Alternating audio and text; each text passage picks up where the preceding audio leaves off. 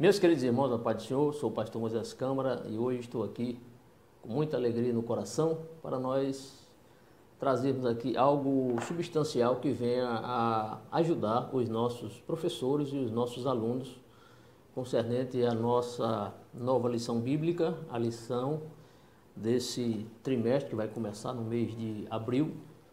Já estou aqui de posse da lição, da lição bíblica. E o assunto que será estudado durante o próximo trimestre será valores cristãos, enfrentando as questões morais de nosso tempo. Estou aqui com essa lição maior, tem as letras bem maiores, para quem usa óculos tem problema na vista, essa aqui é uma boa opção para os irmãos, né? Principalmente as pessoas com mais idades preferem essa versão aqui, essa versão bem maior, certo? Meus irmãos, então o assunto, já falei que é sobre ética. A minha participação, os irmãos viram, aqueles irmãos que assistiram alguns dos nossos vídeos, verificaram que em determinado momento eu dei uma parada nos comentários, porque eu estava trazendo subsídios e comentando todo o assunto das lições de forma diversificada, apresentando, ora estou falando, ora estou colocando ali alguns vídeos e também alguns slides, de forma a ilustrar, diversificar a nossa lição. E o assunto do próximo trimestre, como eu já disse, vai ser sobre ética. A minha participação hoje aqui, eu não vou comentar a lição por enquanto, não vou, mas o meu grande objetivo aqui é procurar ajudar a outros irmãos, aqueles irmãos que querem mais subsídios. E aí, como o assunto da lição, a lição número 1, será o que é ética cristã, vamos falar aqui um pouco. Algumas coisas que eu encontrei na internet eu quero compartilhar com os irmãos, porque de nada adianta nós enchermos nossa mente de tantas informações se nós não soubermos como colocar essas informações que teremos durante esse trimestre na vida prática, em nosso dia a dia, como pessoa cristã, como servo ou serva de Deus. E aí, procurando eu mais algum assunto, alguma informação a mais, me deparei com um assunto aqui que eu creio que é de muita importância, então eu quero compartilhar com vocês. Eu vou falar aqui, isso vai substanciar mais a lição número 1, a ética no dia a dia das pessoas. Nós vamos falar aqui sobre 10 dicas de atitudes éticas e depois, no outro vídeo, não nesse aqui, mas em outro vídeo, vamos falar sobre atitudes antiéticas. Vamos falar agora sobre 10 atitudes éticas. Onde eu encontrei isso? Isso está numa página, está na internet, eu achei muito interessante e adaptei aqui, trazendo aqui para o nosso contexto cristão, evangélico. Essa matéria é de Fernanda Alcântara de Oliveira, e ali colocou então à disposição das pessoas que queiram ali acessar a internet, certo? Então vamos lá. Então o portal A Crítica separou 10 exemplos de atitudes éticas. O portal A Crítica está disponível ali por Fernando Alcântara de Oliveira. Ele coloca ali 10 exemplos de atitudes éticas. Vamos falar aqui sobre elas aqui, algumas eu concordo, é o meu ponto de vista pessoal, outras procurei aqui ilustrar trazendo argumentos bíblicos, outras irei discordar e você não é obrigado a discordar comigo, mas usando o crivo da palavra você verá que o nosso ponto de vista, pelo menos o meu aqui, que eu estou defendendo, está de acordo com a palavra do Senhor. Então vamos separar, vamos tratar a partir de agora os 10 itens, 10 atitudes de ética. Isso está disponível no portal A Crítica, certo? 10 exemplos de atitudes éticas. O primeiro, educação e respeito com o próximo.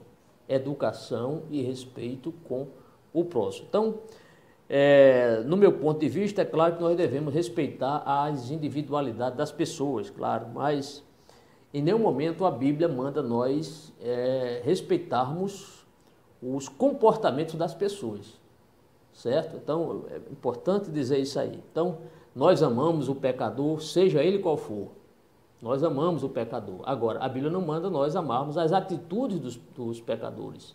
Jesus não amava as atitudes dos seus críticos, as atitudes dos fariseus, dos escribas, dos saduceus, enfim, daquela cúpula religiosa da sua época. Ele não manda nós amarmos as atitudes daquelas pessoas, né? Por exemplo, hoje no nosso contexto, estamos falando sobre educação e respeito com o próximo. Por exemplo, casamento entre pessoas do mesmo sexo. A sociedade já está aceitando isso, mas moralmente, de acordo com o crivo da palavra, isso não passa. Isso não passa pela palavra. Então não tem apoio na Bíblia, né? O casamento ele deve ser monogâmico, segundo a palavra do Senhor, ou seja, um homem com a mulher, e heterossexual, ou seja, pessoas de diferentes sexos. O que é que está acontecendo hoje com a sociedade? Através das leis que querem aprovar e já estão aprovando, fazer casamento, aceitar casamento entre pessoas do mesmo sexo. Então, casamento homossexual ou união homoafetiva, isso aí não passa pela palavra.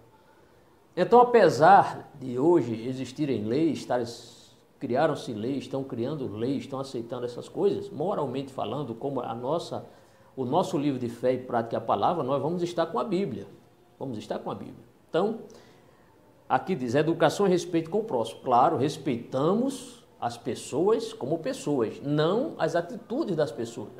Essa atitude no sentido de menosprezar o ensino da palavra de Deus e as pessoas da sociedade nos chamam de homofóbicos porque nós não concordamos com os comportamentos das pessoas de hoje. Não digo todas, mas aqueles que querem, muitas vezes, deturpar a palavra do Senhor, querem denegrir a palavra do Senhor, achando que isso não é mais pecado. Pecado é aqui do Brasil, pecado foi na época de Jesus e sempre será pecado. A segunda é cooperação e atitudes que visam a ajudar aos outros. É muito bom nós sermos cooperativos, né? Estar ajudando os outros. Quando eu estava aqui lendo isso aqui, eu me lembrei daquela atitude do bom samaritano. Lembra-se? O bom samaritano foi ali, teve compaixão, ajudou aquele homem que estava ali praticamente quase morto ali. Se não fosse ele, certamente aquele homem iria morrer, né? Então, é bíblico, sim, nós procurarmos sempre ajudar uns aos outros, ajudar não só pessoas de dentro da igreja, mas também ajudarmos pessoas não evangélicas, certo? Há inclusive um texto, se você quiser anotar esse texto sobre essa questão de estar ajudando um ao outro, está em Isaías capítulo 41, verso 6, que diz, um ao outro ajudou e ao companheiro disse, esforça-te, sobre essa questão de ajudar as pessoas na cooperação. Outro texto está em Gálatas capítulo 6, verso 2, é aquele texto que diz, levai as cargas uns dos outros, né? E assim cumprireis a lei de Cristo. Então já vimos dois, educação e respeito com o próximo, estamos falando sobre atitudes de ética, cooperação e atitudes que visam a ajuda aos outros. Terceiro, divulgação de conhecimentos que possam melhorar o desempenho das atividades de alguém. Vou repetir, divulgação de conhecimentos que possam melhorar o desempenho das atividades de alguém. Também uma atitude de ética, né?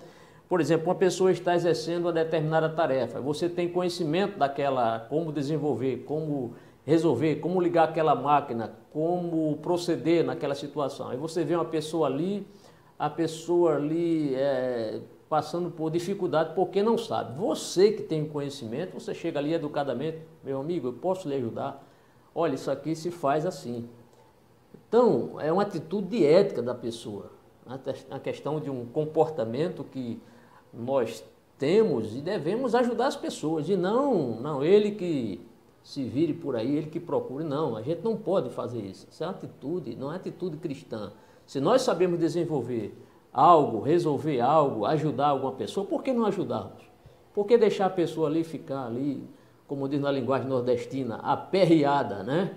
Para resolver aquela situação, se você sabe resolver, se você sabe ligar aquela máquina, como operar aquele aparelho, enfim, determinada coisa. Então, ajudar é uma atitude ética, né? Muito bem. Então, se você pode ajudar a melhorar o conhecimento e o desempenho das atividades de alguém, ajude. Isso tanto serve para a igreja, dentro da igreja, como fora da igreja também. Ajudar aquela pessoa, um obreiro, por exemplo. Recentemente, um obreiro foi orar, demos a oportunidade para ele orar no púlpito, ele orou no final, ele disse, em nome do Pai, do Filho e do Espírito Santo.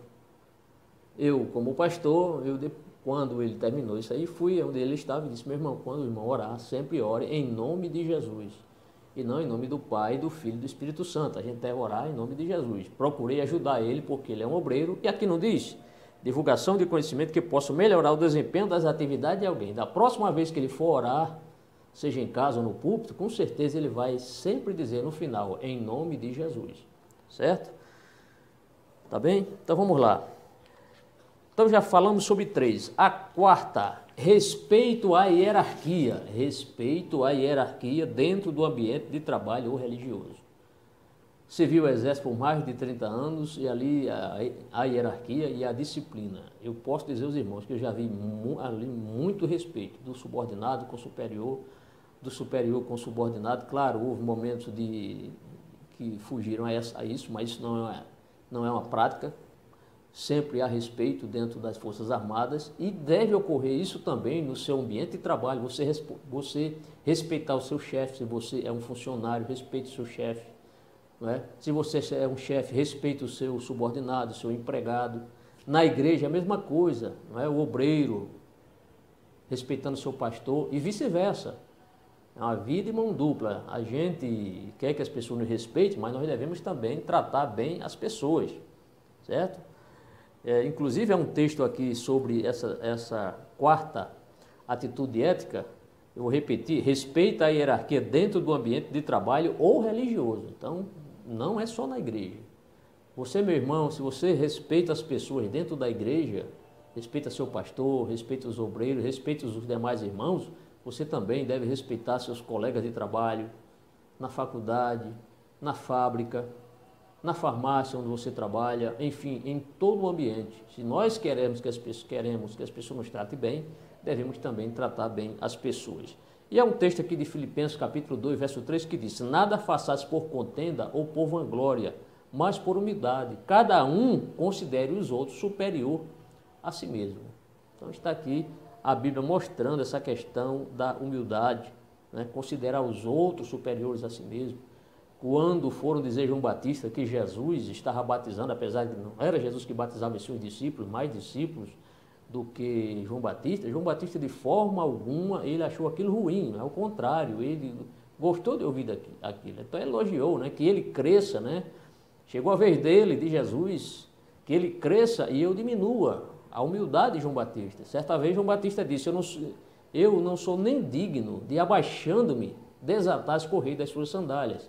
E olha que isso era uma atitude do servo. Sempre que alguém chegava na casa de uma pessoa, e ali tinha servo naquela casa, uma das atividades ou uma das incumbências do servo, do escravo, era ali abaixar-se e desatar as correias das sandálias do hóspede e ali lavar os seus pés, enxugar os seus pés, né? E João Batista era tão humilde que ele achou-se que não era nem sequer digno de se abaixar para desatar as correias das sandálias de Jesus. Que grande exemplo de humildade foi a de João Batista. Bem, amados, já vimos 4, vamos à quinta. Buscar crescimento profissional sem prejudicar os outros. Buscar crescimento profissional sem prejudicar os outros colegas. Isso aí já está, não precisa nem de explicação aí, está muito claro essa questão. A sexta, ações e comportamentos que visam criar um clima agradável. Ações e comportamentos que visam criar um clima agradável e positivo dentro do seu ciclo de convívio. Então, uma atitude que possam externar ou visa criar um clima agradável e positivo dentro do seu ciclo de convívio. Ou seja, procurar sempre conviver bem com as pessoas, conviver bem com o chefe, conviver bem com os colegas, conviver bem com os obreiros na igreja, conviver bem com os irmãos, enfim, conviver bem com todos, né? Enfim, aquela recomendação de Hebreus capítulo 12, versículo 14, capítulo 12, verso 14, diz, segue a paz com todos, e a santificação, sem a qual ninguém verá o Senhor. Então, isso é um fator também assim, preponderante na vida de um crente fiel, é ele procurar seguir a paz com todos, né? Com todos. Sétima, respeito às regras e normas da sociedade. É aqui que entra esse ponto que eu discordo. Se a sociedade hoje a sociedade hoje moralmente decaída, não é? Desde quando o homem pecou, as gerações seguintes se corromperam devido ao pecado, à desobediência de Adão. Moralmente, a humanidade está decaída, a terra está amaldiçoada e, consequentemente, as sociedades estão decaídas. Se ela não tiver um padrão, que é o nosso livro de regra de fé e prática, que é a Bíblia, o livro por excelência de Deus, não tem como as pessoas mudarem de forma de pensar, de agir, se não tiver algo profundo. E esse algo profundo é a palavra de Deus. Por isso o cristão, a base ética e moral do crente está fundamentada nas Escrituras, na palavra de Deus. Esse é o tema do trimestre de hoje, de hoje que eu estou comentando aqui, mais do próximo trimestre. Então aqui diz, respeitar as regras e normas da sociedade, é o 7º aqui. E aqui eu coloquei, a sociedade hoje aceita o casamento homossexual, mas o nosso livro de fé, regra e prática, é a Bíblia e não a lei dos homens. Então está aí, já houve casamento no Brasil e em outros lugares do mundo aí, casamento entre pessoas do mesmo sexo. De acordo com a Bíblia, isto é pecado, isso está errado. Quando Deus disse, deixe o homem seu pai e sua mãe e una-se a quem? A sua mulher, e sejam ambos uma só carne. Então Deus estabeleceu isso. Moralmente, esta é a lei de Deus, é assim que Deus quer. Mas a sociedade hoje, a sociedade que não tem a Bíblia como livro de fé e prática, não adota isso. Aceita do jeito que eles acham que é melhor, que se adequa melhor. Se o homem quer se juntar com o outro no casamento, assim eles fazem.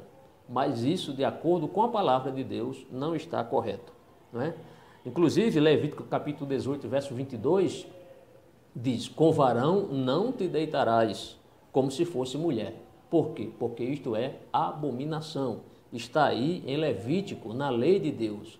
Então isso aqui é uma lei moral, não é uma lei cerimonial, é uma lei moral. E essa lei moral, ela deve se perpetuar nas nações, nas culturas. Infelizmente, a cultura, hoje a sociedade está aceitando praticamente o que é certo na Bíblia, o que é correto na Bíblia, para a sociedade é errado.